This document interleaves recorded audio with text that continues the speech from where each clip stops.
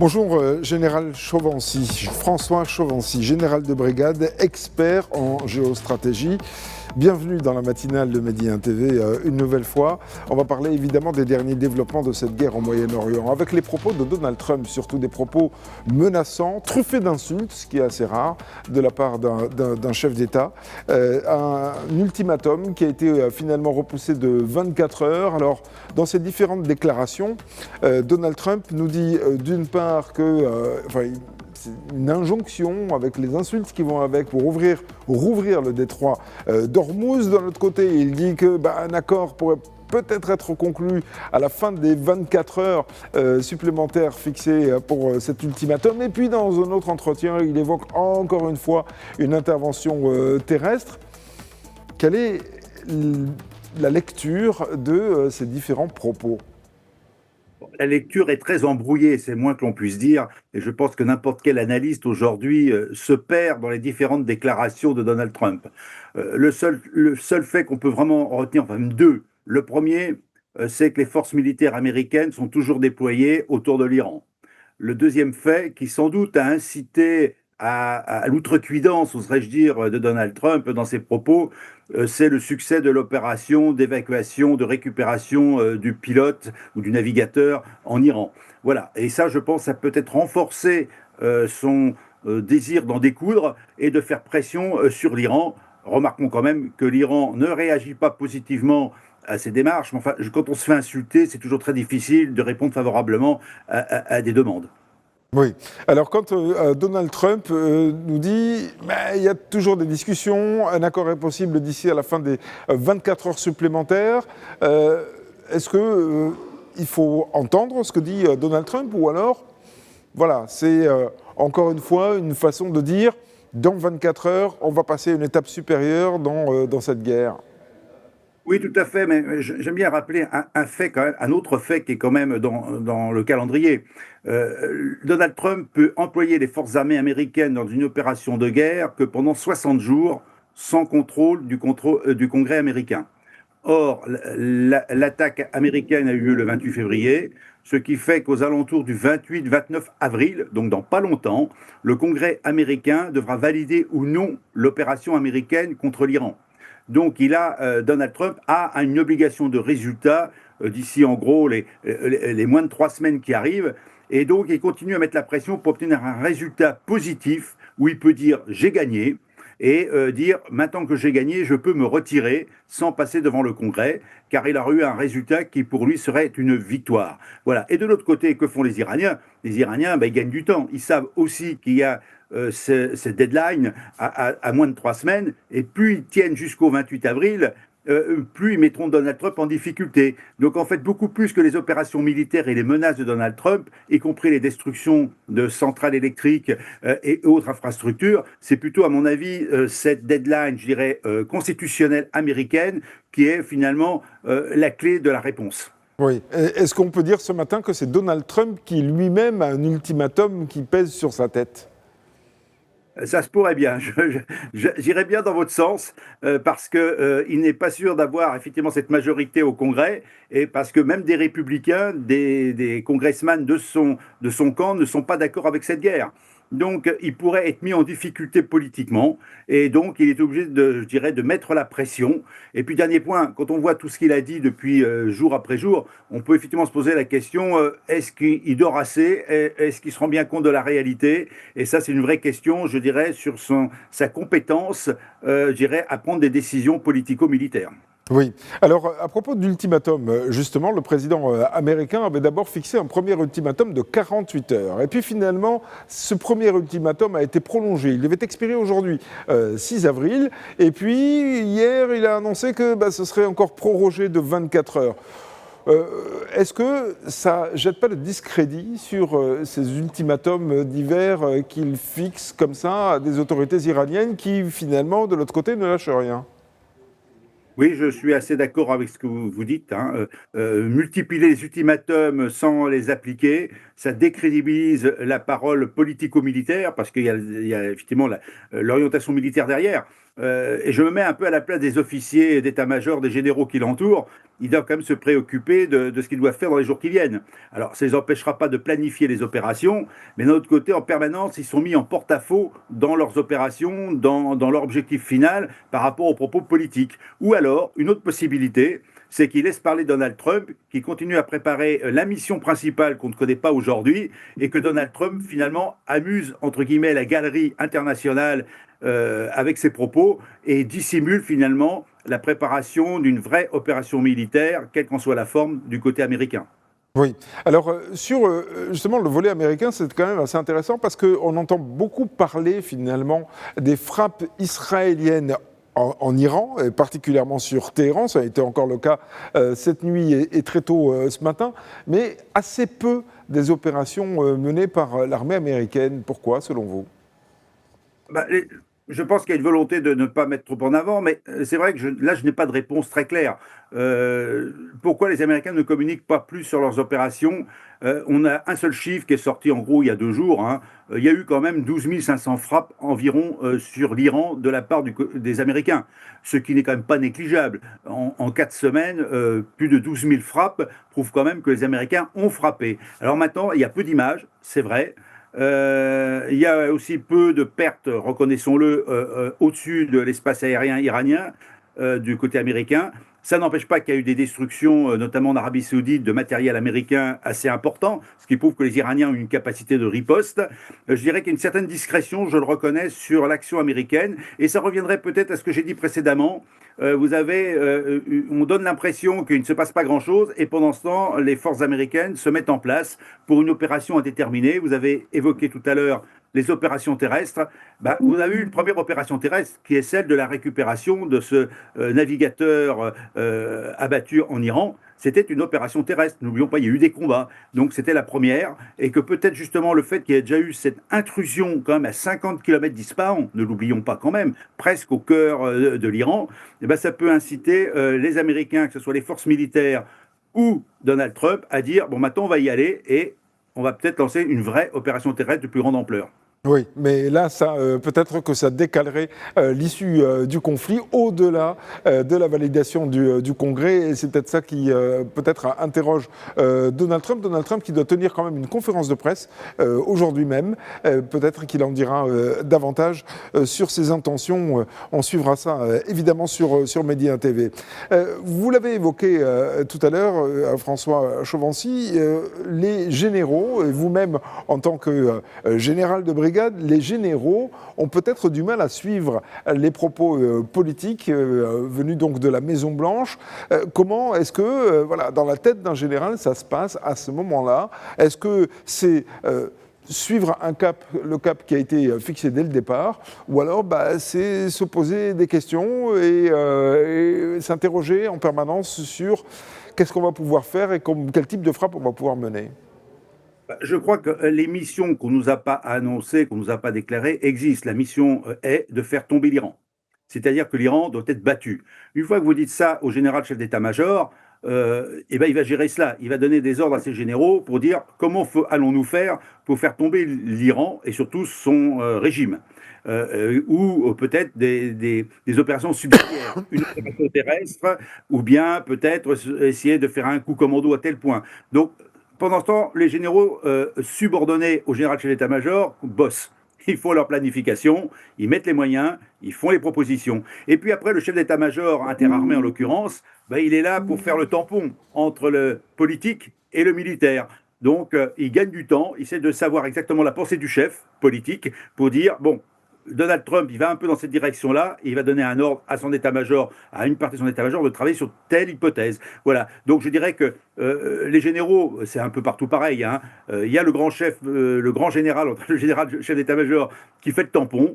Et il prend ce que dit le politique, il fait des propositions, et puis en fonction de ce qu'il a décelé ou pas décelé, il donne des ordres à son état-major qui va établir des plans. Et après, une fois que les plans sont établis, mais même s'il y en a 15 plans, ça n'a aucune importance, à un moment donné, en fonction de la décision définitive du chef politique, il va proposer des options. Voilà, monsieur le président, ce que je vous propose à partir de ce que vous m'avez dit ou de ce que j'ai compris parfois.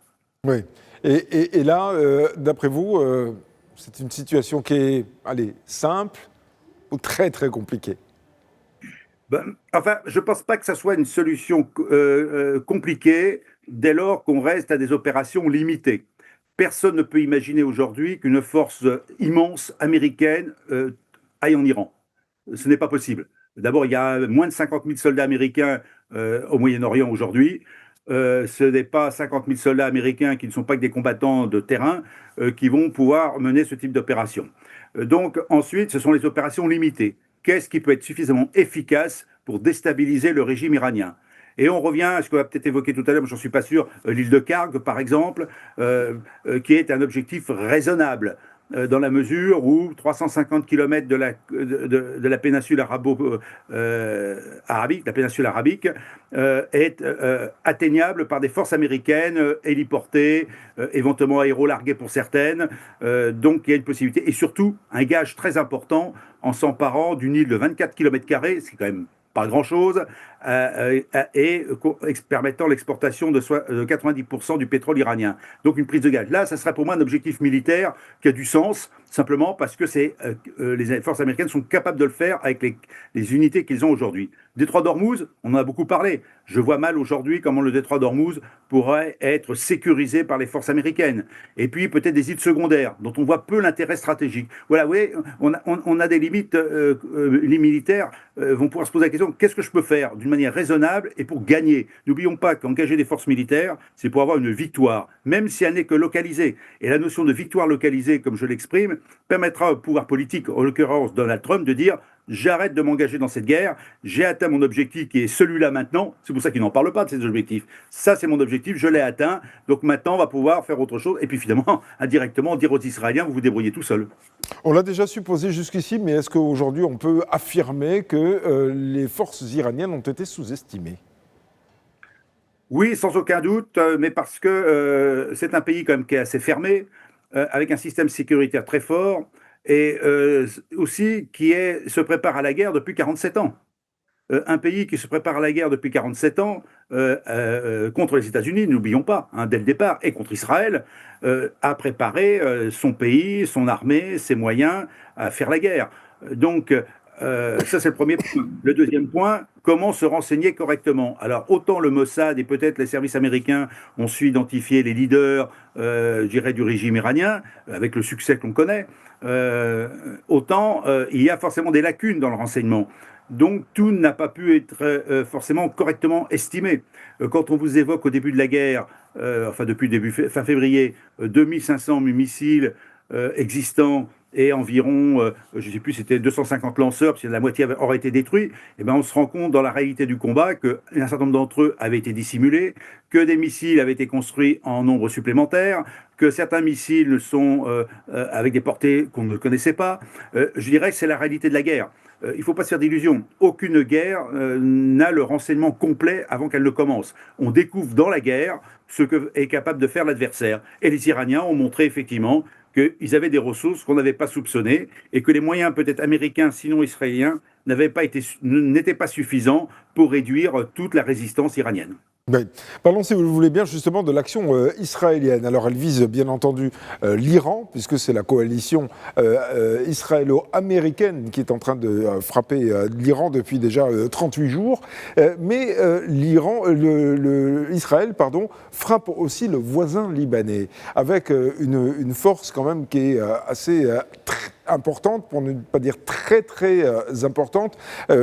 Le ministère libanais de la Santé évoque 1424 morts depuis le début de l'opération, c'était le 2 mars dernier, avec l'idée israélienne d'occuper la partie sud du Liban. Qu'est-ce qu'on peut en dire ce matin? Est-ce que cette stratégie de la part d'Israël est une stratégie qui pourrait, disons, la sécuriser, parce que c'est ce que cherche Israël, davantage de sécurité?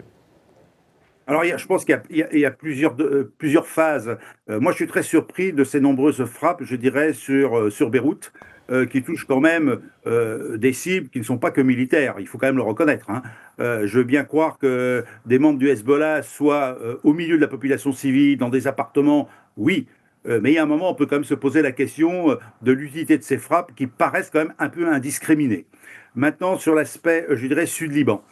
Sud-Liban. Moi, j'ai fait le Liban en 82 pendant l'opération Paix en Galilée. Moi, j'étais entre les deux, hein. Donc, j'ai quelques souvenirs.